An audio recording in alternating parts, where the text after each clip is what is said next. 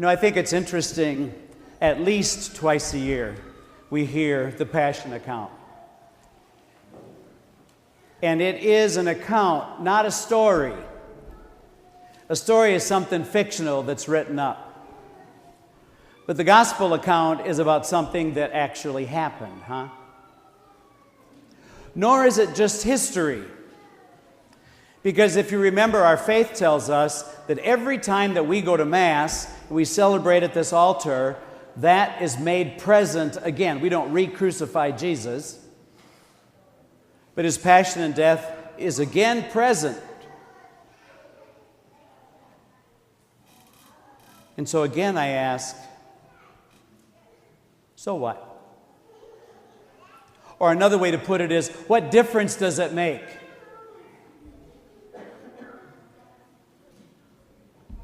There are more Christians than any other religion in the world. Well, you would never know that. Oh, I know, we're here. It's Palm Sunday. It's a beautiful day, and you have your palms, and we processed in.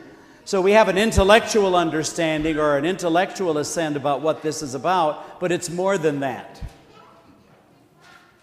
And so another way of saying is, what difference does this make in my life?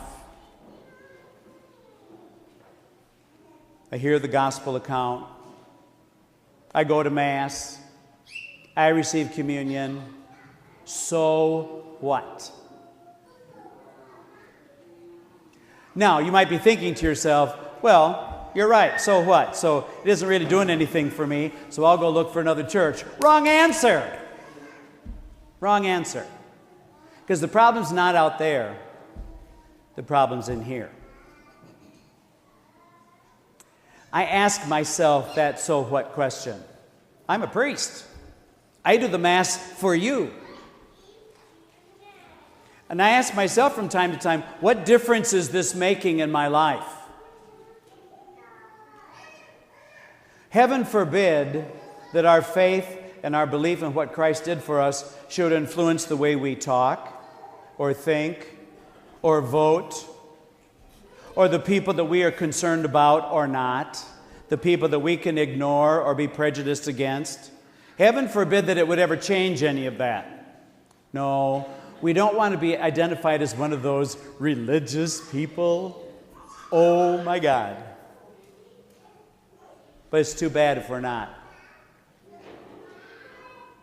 There's something about the gospel message that should really be the kind of a thing that people would look at us and say, boy, I don't know what's going on with her, but I want to be more like her.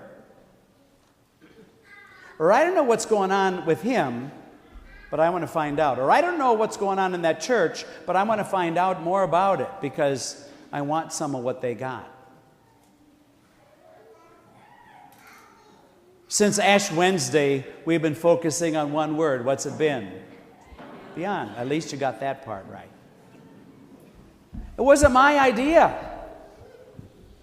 That's Jesus, who does this to us all the time. And he calls us, always accepts us where we're at, always loves us where we're at, accepts us totally, but he's always doing this. He's calling us just a little bit further beyond where we're at to what we can become. And so every time we come to Mass, every time we receive the Eucharist, every time that we hear this gospel, we should be asking ourselves, now what? What's going to be different? But we're so afraid. We're so afraid. We don't want to be singled out. We don't want to make anybody feel bad. We don't want to make anybody uncomfortable. So we do the same old, same old. And then we wonder why we have lives that kind of are a big sigh. We work and work and work. Don't necessarily seem to get ahead. Are kind of happy, but not really. Don't get near as excited about things as we used to.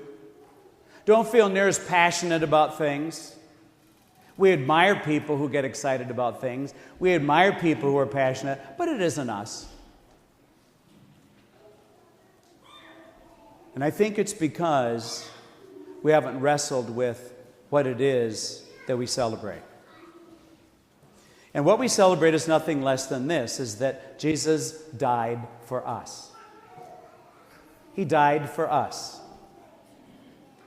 And unfortunately, that has stayed up here in our cranium instead of leaked down into our heart. Because if it leaks into our heart, it makes a whole difference on everything that comes out from there. Our thoughts, our words, and our deeds. So we can still go through the motions, we can still do the day-to-day things, we can still do the same old, but it isn't going to be what Christ intends. And people stop going to church or shop around for churches for all the wrong reasons.